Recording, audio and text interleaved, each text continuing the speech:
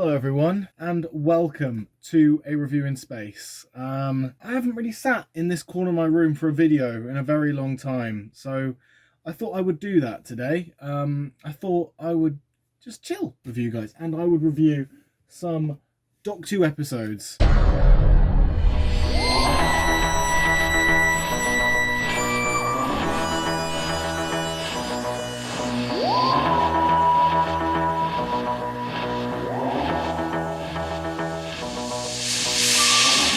In this blue box, we have a bunch of these little guys, a bunch of these strips of paper, and those are all episode titles, which we will go in and grab some episodes and spend 5 minutes talking about them, give or take. It doesn't strictly have to be 5 minutes or 3 minutes or 10 minutes, to be honest. It's just a little gimmicky video. I thought I'd just review some episodes for you guys, because you know, it's 5 years of Doctor Who, of my channel, and I feel like I should give you another Doctor Who review. So I felt like doing some solo mini reviews of Doctor Who for you today. So here we are with another 5-minute Doctor Who reviews video. I don't know. Oh, you can see this in the background, by the way. This is still packaged. I don't know when I'll unpackage it. Maybe I won't. Maybe I'll just keep it in his box. Who knows? So right. So what is the first episode we're gonna get? I haven't got every single episode ever in here. I've just got a select few, classic and the new Who in here as well, I think. It was a while ago when I put these strips in here. Before COVID, actually, so a long time ago now. Oh. Well, look at that. Well, fancy that. We have the Underwater Menace. Now, isn't that a doozy to review? Let me get the DVD for a second. I just put it in the bin for a different video that I was recording. 1 minute, I'll be back. Actually, by the time this video's up, it will be already done. So I was actually recording the podcast, the 5-year podcast ZT Iceberg thing, where I chucked this in the bin. But no, this episode, first of all, is worse for wear. I mean, look at the wear and tear that is on this DVD. I think the abuse that this DVD has got visually is enough proof and enough of a clue as to what my opinion of this episode is. I don't like it. I really don't. I despise it. I think the reconstruction telesnap thing that is on this release of the DVD doesn't do it any justice at all. Doesn't give it any favours. But as well as that, it's just a bad episode. I'm just not a fan of it whatsoever. I'm sure it's got its little niche fan base behind it, but I just can't get behind it personally. It's just such a trash episode. Much like the DVD case as it looks right now. I've been teased by friends and family to buy a new copy because this one looks so tatty, but I think there's something very telling about me keeping hold of this one instead of getting a new one, because I don't really want a new one. I'd rather abuse this one, but all the same, that's my very short review of Underwater Menace. I watched it a very long time ago though, so my opinion might have changed. I might fucking love this episode by now. It's funny how this is the first one that came out of the TARDIS for me to review today. But yeah, that's it. Alright, next episode we have... I've picked up 2, it looks like. Hold on. Oh, no, this is just one episode. It just is cut out very weirdly. It's a 2-parter from the new series. It's Zygon Invasion and Zygon Inversion, which is the Series 9 episode with the Zygons. Believe it or not, the title is very telling for that. It's alright. To be fair, I used to really dislike it just because it was lumped in with Series 9, and I really am not a fan of Series 9. Despite Under the Lake and Before the Flood being one of my favourite serials of Doctor Who ever, I think Under the Lake and Before the Flood is one of the most underrated Doctor Who episodes of all time, and it is one of my favourite New Who episodes. But besides that, and Hellbent, I think there's nothing in Series 9 that I liked. Until I rewatched this, and I can grow to appreciate this a bit more. I don't love it, but it's not a terrible story. I think the thing I love most about it is obviously the speech at the end that Peter Capaldi gives, and I like the espionage-esque like theming that it has there, and I like the new concept that they used the Zygons for, with them being on Earth and being already like sort of like merged with the humans, you know what I mean? So, and then being in society and all that. So I like that. They didn't really go anywhere with that besides leading into besides actually leaving from the 50th anniversary. That's the 50th anniversary was, this is like the sequel to the Zygon part of that, of the Day of the Doctor. So that has that going for it at least. But yeah, Zygon Invasion / Inversion, it's all right. I give it a 7 out of 10 maybe. I didn't give Underwater Menace a rating. I'll probably give it a 1 out of 10 because it is my least favorite. So if anything's going to be a 1, it'll be this. But yeah, I'd give this a 7 maybe, a 6 or a 7. I wouldn't be that generous, to be honest. But yeah, all right. Next, let's look at what else we have in here.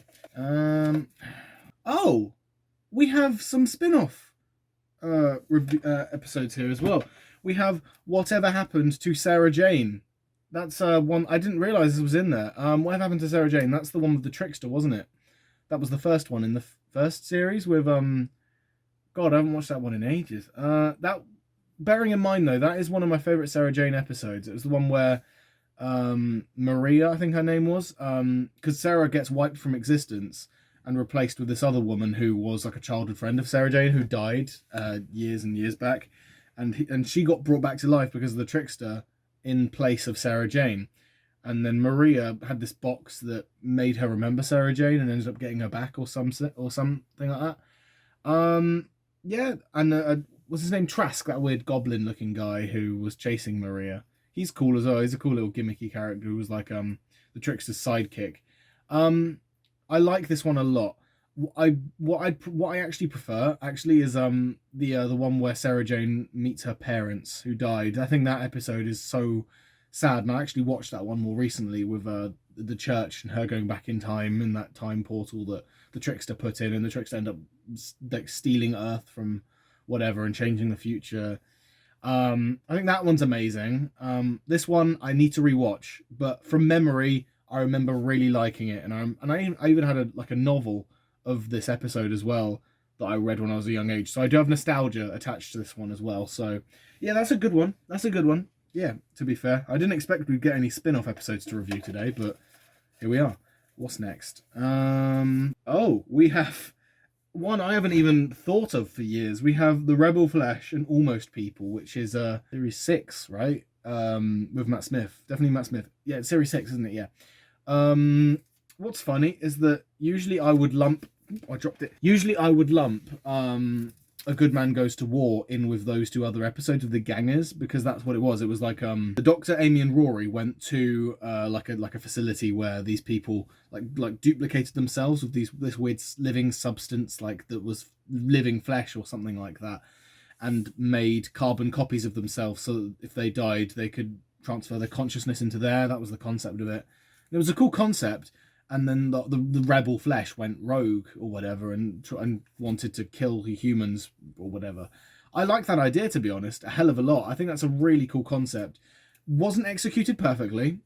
This is easily one of the more forgettable adventures in Series 6. Definitely not the worst. I think Series 6 does have a few stinkers in that series for Doctor Who, but I think this episode in particular is actually alright.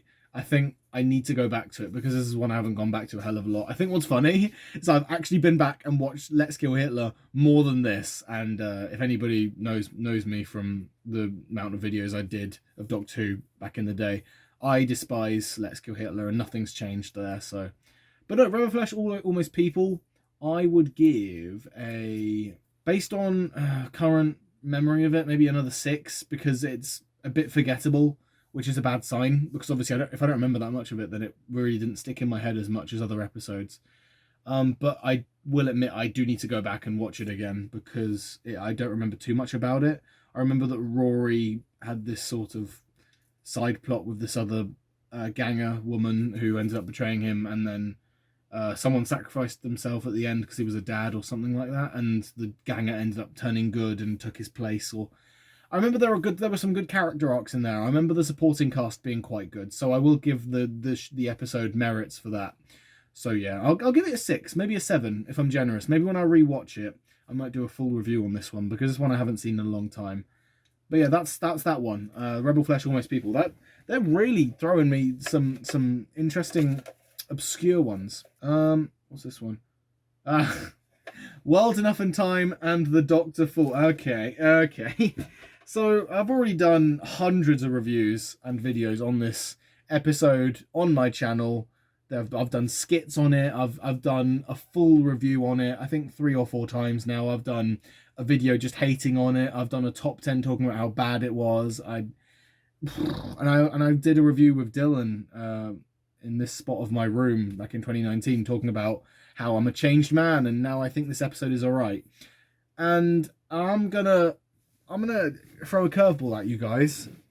I really like it now. That's funny, right? It's like I really didn't like it at the time. I really hated the flying Cybermen. I still do, by the way. That's one of the things I still don't like about it. But actually, no, there are 2 things I don't like about it. I don't like the flying Cybermen and the fact that they had to like shoehorn in the Lumic Cybermen and the Nightmare and Silver Cybermen when they could have just left it with the Mondasian Cybermen. They didn't need to fly as well, which is the really annoying part. Or if they did need to fly, then just get rid of the Mondasian Cybermen altogether and don't make them fly to begin with. That's an easy fix. I don't know why they didn't think to do that. But I don't like that. I don't like flying Cybermen, but I also don't like how Bill doesn't die, because you know we all know how Moffat doesn't like to kill off characters, and I feel like this would be a good opportunity to really let Bill's death stick. I do like how she was converted into the Cybermen, and there was that thing about how she still feels human even though she is physically a Cyberman. But then she turns into a water person and meets Heather from the pilot, and it's like, you could have really hit home a really impactful character death conclusion here, like Adric or fucking Rose or whatever. But no, you decided to not commit. It's a bit of a shame. That's my only gripe with it.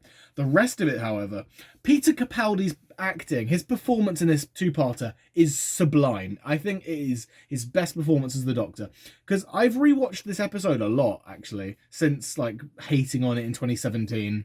Like I say, I've done loads of reviews on it, and the first half of them being utter like trash. I've trashed on it, and then in more recent years I've grown kinder to it and been like, it's alright, it's decent, and now I'm like, I really like it. I really like this 2-parter. Isn't that wild? But yeah, that's really interesting, isn't it, really? That's like my character arc. It's complete. Me going from hating this story to actually really liking it. Like I said, there's a couple issues. It's not a perfect story. I still think there are much better Capaldi episodes out there. Namely, in stuff in Series 8 is the best of the best for Capaldi's era, in my opinion. But yeah, I like World Enough and Time a lot. I really think this 2-parter is brilliant. I think World Enough and Time is slightly stronger for the horror aspect. If you're into that, it's perfect for that. I think it really brings back the creepiness of the Cybermen. And it really gives me some vibes of like Spare Parts, that audio drama of Big Finish that I really love. It gives me some real vibes of that, which is probably why I like it so much. Bill is one of my favourite companions, which is why this episode has gone way up for me. And Capaldi has really gone up on the list of my rankings of Doctors. Used to be like middle tier for me, but which means I liked him to begin with. But now I love him. He's in like probably my top 5 Doctors, if I think about it enough. But yeah, great conclusion for Capaldi. I could tell that he put his heart and soul into this one. And the 2 Masters are actually done quite well. And I think the Master's conclusion in this episode is actually perfect. Like how Missy gets killed by the Master and she turns good, but no one witnesses. So the Master turns good without witness and without reward. And it really links back to that whole character arc we had going throughout Series 10.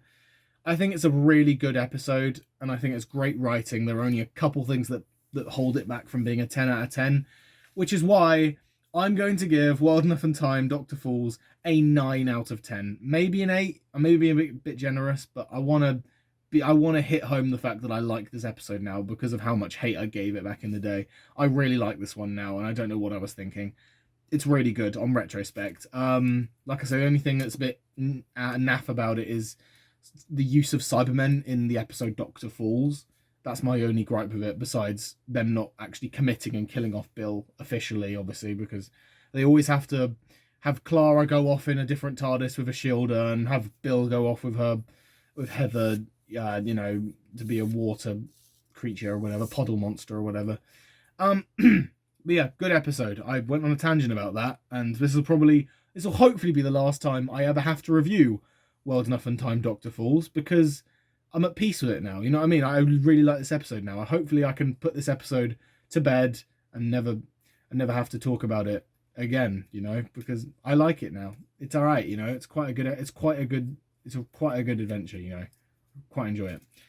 Anyway, now that that's over with, let's go on to the next one. Next on the list we have Angels Take Manhattan. Okay. Sure. I don't mind doing that one. So, Angels Take Manhattan. I quite like it. It's all right, to be fair. I think the main issue with it that I had at the time, I don't think I've ever reviewed this one anyway. So, I think the main issue that it has is that the Weeping Angel's a bit tired at this point. I feel like they were a bit overused and a bit over gimmicked as well, because this was during the Moffat era where everyone had to like overhype all these things about, oh, you know, Weeping Angels are the new big bad, and it's like they're just a creepy concept and I love them, but I feel like they were a bit overused. But I think the Winter Key like hotel and how it was like a battery farm for the Weeping Angels, trapping people there, that was a really cool idea, and I like it when stories like this, especially in Doctor Who and outside of Doctor Who as well, how they have these concepts that they think of before but then reinvent them, which is why I appreciate episodes like Resolution, like how they really like went for a different idea with the Daleks in that, with the Recon Dalek. They had him be just the Dalek mutant taking over that woman's body. I really like the idea of them really like reinventing the concept of whatever they were thinking of doing, you know. So I think in the same vein, to a lesser degree, it's not as strong as a new take on the Weeping Angels, but it's a fresh new idea for them, how they are trapping people there and they're just draining their life. They keep sending them back in time over and over, and I like it. I really do think it's a really sick idea. I love the conclusion for Amy and Rory. It is heartbreaking. I genuinely tear up when I watch this, even now. At the time, I was so heartbroken because they have been, and probably are still, my favourite companions, my favourite TARDIS team ever, if not up there as like my top 3. I genuinely love Amy and Rory and 11th Doctor so much as a TARDIS team, and it was so heartbreaking to see them go. I think the River Song is good in this one as well. She isn't overused like she has been in like Series 6. So I think she serves her purpose well in this. How she's like a detective. I think it's all a really creative new take on stuff they've done, you know. Also, I love the setting. Manhattan, New York. It's a really cool idea. So all around, I think it's a very solid episode. I don't love it, but I do really like it. I think it's a very solid episode. So I think I'll give it a 7 out of 10, maybe a 7.5. We'll give it something like that, maybe a 7. We'll stick with 7. But yeah, that's Angels Take Manhattan. What is next? Let me find out, Mr. TARDIS of Truth. The Bowl of Doom. Oh, okay. We have a Jodie Whittaker episode this time. We have Arachnids in the UK. So I'm just trying to remember that one now. That was the one where I remember now. Giant spiders. Gotcha. In the UK, in London, and in Sheffield or whatever.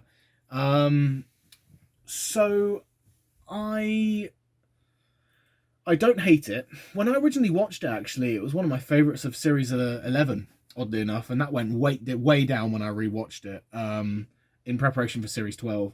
I think my main gripe with it originally, which was the only gripe I had with it at the time, was the fact that it was just like a repeat of like the Green Death, how it was like, oh, toxic waste poisoning the environment and making like the wildlife mutates, how they did with the giant worms in the Green Death, which is repeating a trick, but it's also it's kind of seemed a bit like, not pandering, but it seemed a bit sort of preachy. You know, I mean, there's a much better, more subtler way to insinuate these global like sort of issues with global warming and all that.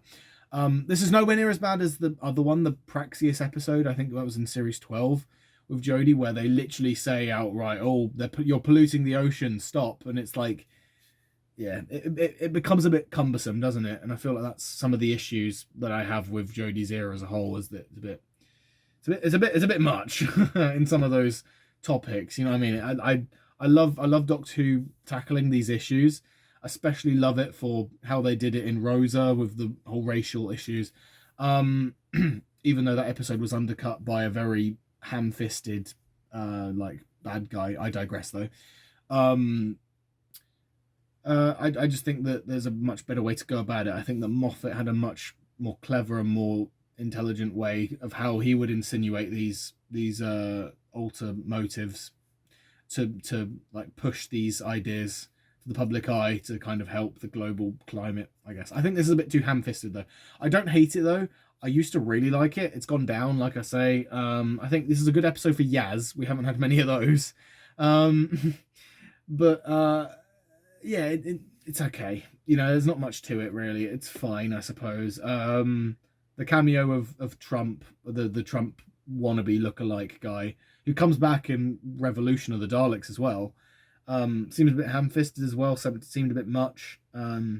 But I suppose he served his purpose, and I'm glad he came back. Otherwise, it would have definitely been a weird thing for him to just be an arachnid in the UK and that's it. So, I'll give it a 5 out of 10. I'm being a bit generous of these, aren't I? I should probably start giving 4s and 3s out of 10. Anyway, next we have. Oh, this is a long strip as well. Fucking hell. What is it? Oh, Silence in the Library / Forest of the Dead, the 2-parter from series 4. The first episode that we see with what's her fucking name? I just said River Song. It's very good, very good. I will say, and I think I said this to someone. I think it was Adam the other day when we were discussing Doctor Who. How in series 4, in the second half especially, they just have this run of perfect episodes, and I think this was around the time where episodes like Midnight was broadcast and Journey's End, Stolen Earth, Turn Left. Like series 4, Doctor Who around this time was just coming out with banger after banger episode, one after another, and this is like around that same time. So evidently I'm gonna love it. This is a great Moffat episode as well. So this is a great episode in general because it like kickstarts the whole River Song thing. Donna's in it as well. Donna's great in this as well. How she, like, we think she dies, but she gets taken to this place by that Cal, I think her name was, that little kid. Excuse me. The Vashta Nerada, I like they didn't come back, at least not in the TV form. I like the idea of a concept alien that doesn't come back, that is actually creepy. Because Doctor has this tendency, if they think of a good, creepy monster design, like the Silence, for example, they just like run it into the ground. They keep reusing them in episodes later, but just they kind of like dampen their presence in a scene by just using them too much. But I think the Vashta Nerada is a great alien that was really used very well for this, actually. How our like characters, how our supporting cast keeps getting picked off one by one, and then Donna goes, and it's like just the Doctor with River, and it's a really good one. It's got a lot of mystery to it, and I think it really solid one. I'm going to give this 2-parter a 10 out of 10. I think this is our first 10 out of 10 for the video. I think Silence in the Library is slightly stronger than Forest of the Dead. I've had to pick one above the other, just because it's got more atmospheric, cool, creepy, horror-esque vibe to it, and I love that shit. So you know, but no, it's a very good 2-parter. So yeah. All right, next we have Delta and the Bannerman. I haven't watched this one in a very long time, so this will be very short. I remember enjoying it. I remember enjoying it a lot. I've only watched it twice, but I have this thing where anything in the 7th Doctor's era I will like, regardless if it's a good one or a bad one. Case in point, Time in the Rani, I love it. Paradise Towers, I love it. Dragonfire, I love it. Happiness Patrol, fucking love that shit. All of these slightly more controversial episodes from the 7th Doctor's era, people tend to not like. I, however, love everything in the 7th Doctor's era. Maybe not to as much of a degree as the ones that I adore. Like, Curse of Fenric is a banger. Remember to the Dalek happens to be my favourite of all time, as I've said constantly. Survival is also a banger. I love Greatest Show in the Galaxy, Silver Nemesis. I think there are some really good ones in his era, but I happen to like every single one. I remember there was a bus, the space bus or whatever. God, this is really going to be disjointed, this review. I think Delta was hunted by the Bannerman. Am I right in thinking that? And she had a baby that grew up in a day or some shit. It was a really odd one. But I remember really enjoying it just for how wacky and weird it was. That's my review for it. I can't really give a rating because I haven't watched it in donkey's years. But I remember enjoying it. So, you know. Oh, by the way, I forgot to mention, if you guys want to leave your thoughts on any of these episodes that I'm reviewing in the comments, please do. I'd love to hear your thoughts. Next we have... Ooh, Horror of Fang Rock. Hello. I've been meaning, actually, to actually do a full review of this, like a full review in space of this episode. I might still do that, to be honest, now that you think about it. I fucking love this episode. This is one of the unsung heroes of the Fourth Doctor's era. I love it to pieces. I think it is so fucking good. I love Leela in this story. This is Leela's best episode. I just love everything about this thing. Tom Baker is on his A game. I love the supporting cast. The Lightkeeper guy is hilarious, how he's all creepy and all that. The monster as well, I've forgotten its name, but it's one of those monsters that have fought the Sontarans in a war. I've forgotten what they're called. Please correct me in the comments, but be kind. But yeah, I love this one. The setting is by far sublime, just beautiful. The effects are hit and miss, I will admit. But it's such a creepy story, and I actually read the novel before I watched the episode because my mum met Tom Baker when he was doing a signing back when she was a lot younger and she worked in a bookshop. She got Tom Baker to sign the novel of this. Let me find it, actually. It might be here. This is the one I read as a child. My mum passed it down to me because I was such a Doctor Who fan growing up.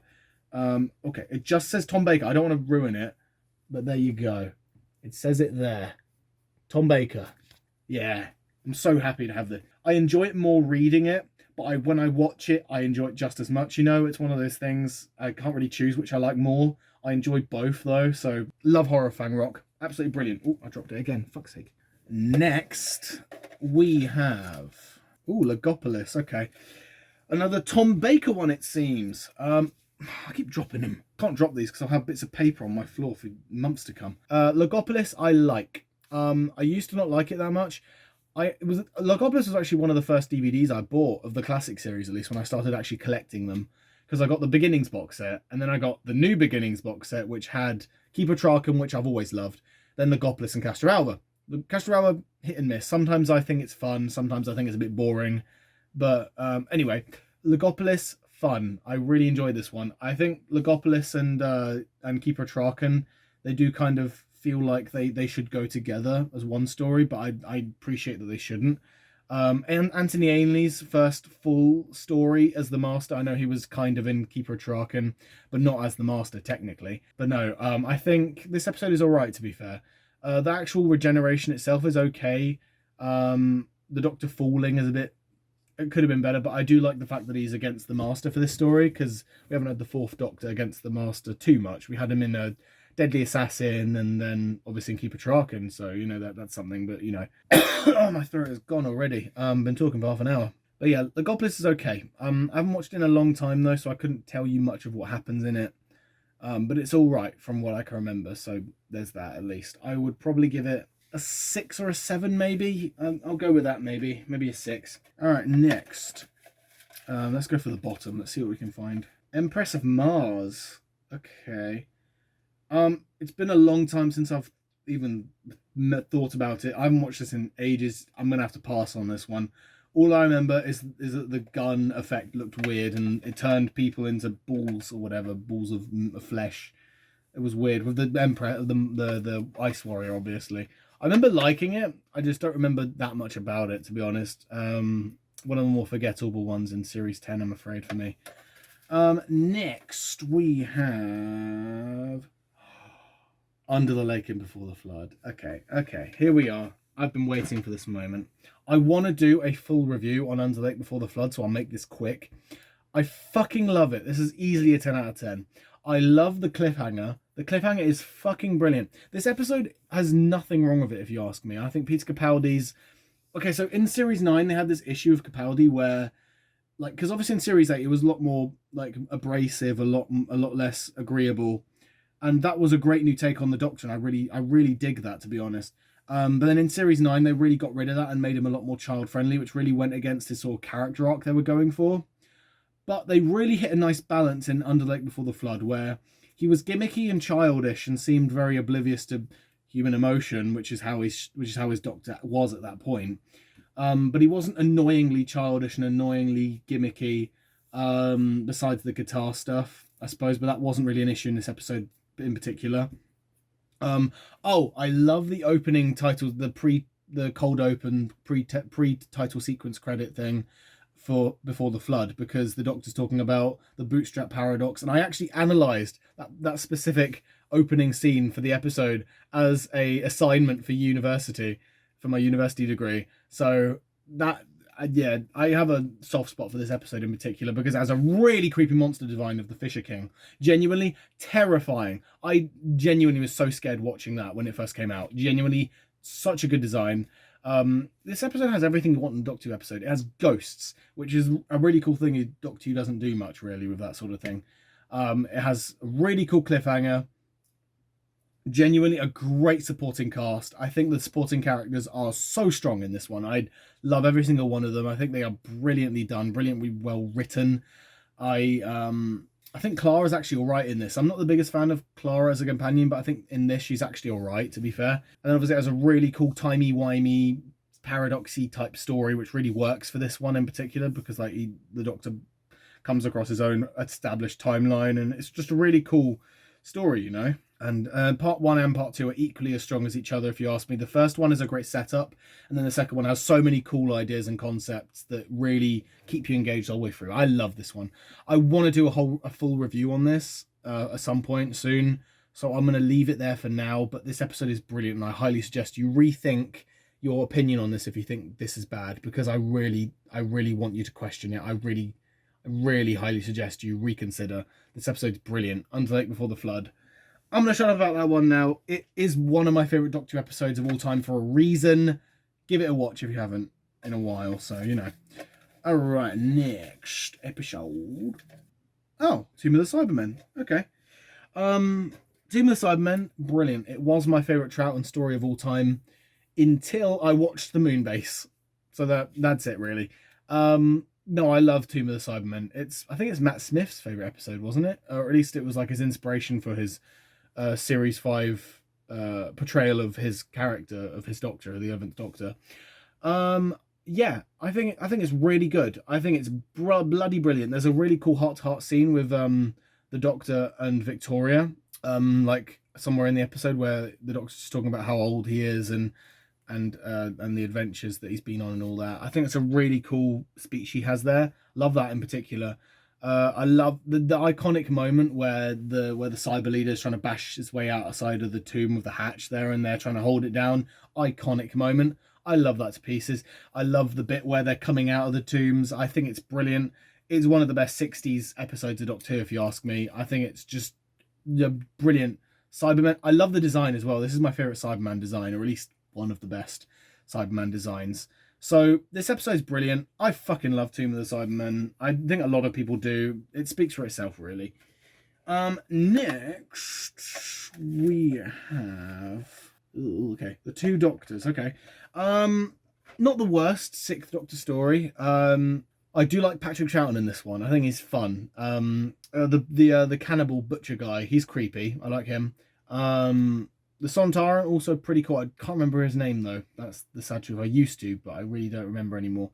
I think I even remembered when his figure came out not too long ago, or maybe last year, or the year before last. Yeah, I can't remember much about this episode, to be honest, sadly, so I can't really give too much of an opinion on it. I remember enjoying it, though, so that's something to go off of at least. I'd give this one a 7 out of 10, I guess. Alrighty. We'll do a few more and then we'll wrap things up. Okay, kablam. Jodie's first series, series 11, kablam. Okay, so it's like the one about Amazon, really, isn't it? It's one about the space Amazon, really. It's another episode talking about like an issue with the real world. So I think it's okay, to be fair. It has a very interesting idea with the robots malfunctioning. The only thing I don't really like is the Doctor kind of supporting the corporation and how the employee ends up being the bad guy and ends up dying, and the Doctor's like, oh well, back in my TARDIS, whereas that's not really how the Doctor would react, which is my main complaint. Is that also the Doctor doesn't really endorse big corporations that just use people for money, which is my biggest complaint with the Doctor in this episode as well. I'm not really the biggest fan of Jodie's Doctor in this one, so there's that as well. Also, I feel like a lot of the time, besides Graham, I think that Yaz and Ryan get a bit sidebarred, and that's an issue at large with series 11. But I think in this one they especially suffer with screen time issues in this one as well in Kablam. It's okay though. It's one of the stronger ones in series 11. But yeah, that's Kablam. I'd give it a 5, 6 out of 10 maybe. I don't know. Right. Okay, Rings of Akiten. Fun. It's a fun story a lot. I one of my favourites from series 7. It came out, wasn't it? It was 2013. So yeah, series 7. Clara is actually pretty good in this. I think series 7 is Clara's best series. I like her a lot in series 7. I think her chemistry with the 11th Doctor is a bit better than her relationship or chemistry with 12. But I like Rings of Akiten a hell of a lot. I really enjoy this one. The only complaint I actually have is in the temple where the Doctor's just pointing a screwdriver at the door, and it just becomes a very Sonic Screwdriver saves the day type of episode when he's like zapping those creepy guys with the masks. But no, for the most part, it's a really good episode. I always go back to it and I always enjoy it. It's a really fun atmosphere as well, because it's obviously Clara's first adventure out in the TARDIS, and it's a really cool setting as well. I really like it. I really enjoy seeing these different alien designs that the BBC thinks up. I just think it's a really solid episode. I really enjoy it. I think the speech at the end actually is iconic as well, now that I mentioned that as well. I've always watched that speech a lot on YouTube clips as well, so I think it's quite a good one. And actually no, my only complaint other than that is maybe that the whole leaf thing. I came into this world on a leaf with Clara's parents at the start. Seemed a bit odd to me. It didn't seem bad, it just seemed a bit forced, I guess. It seems a bit of like a forced conclusion, like, oh, this is how we save the day. Clara's memories save the day. It seems a bit, but I suppose it kind of is a good first episode for Clara because it's her proving herself to the Doctor. So I think it kind of works in that aspect where Clara's trying to prove herself to the Doctor, and she ends up doing that with the conclusion how she saves everyone with her leaf or whatever. So there's that, I suppose. So I like Rings of Akiten. I think it's a very fun story, and I love exploring these cool concepts and new alien designs that come out, but we don't have many of those usually. So when they come around, I'm usually very grateful for episodes like that. So alrighty, we have next. Oh, Enemy of the World. Hello. One of my favorite Troughton stories. I know I just said that for Tomb of the Cybermen, but I have to say it again. I love Tomb of the Cybermen a hell of a lot. I pointed up there because my DVD collection is right behind you, and Troughton is just up there. But no, I love this one.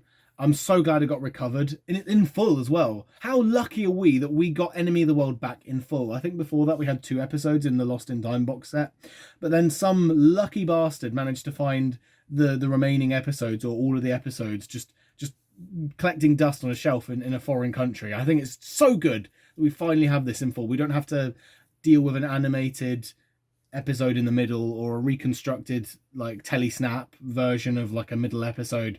It's all there and we have it. How lucky are we?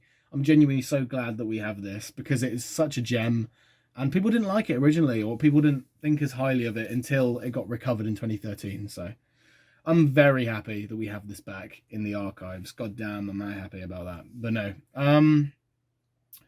not much else to say about it. I love Trout. I think this is actually Troughton's best performance, obviously. You'd think so, because he plays the bad guy and the good guy. So I really like it. It's the most James Bond that Doctor Who ever goes. And that's saying a lot, because we have all of the John Pertwee era to say differently. But I think this is a damn good story. So good. I love Enemy of the World to no end, guys. So bloody good. Alrighty. We haven't got much. I mean, we've got a few left. We've really whittled down. A lot of the rest of them are just clumped at the back now. Oh, no. Why did I do that? I dropped them all on the floor. Oh, fuck. Oh, no. Put them back in, Zach. I don't want to lose them. that's not good. That's not good at all. I'll be finding some of these in my room years from now. We'll try this again, shall we? Okay, let's try this. Okay, Waters of Mars. I won't talk about this one too much because there is a review that I did on it recently, actually, just maybe a few months ago now. It's good. I like it a hell of a lot. One of David Tennant's best ones. I love the whole Time Lord victoriousness, how he turns at the end and he's like, oh, I can do whatever I like, the Time Lords are gone.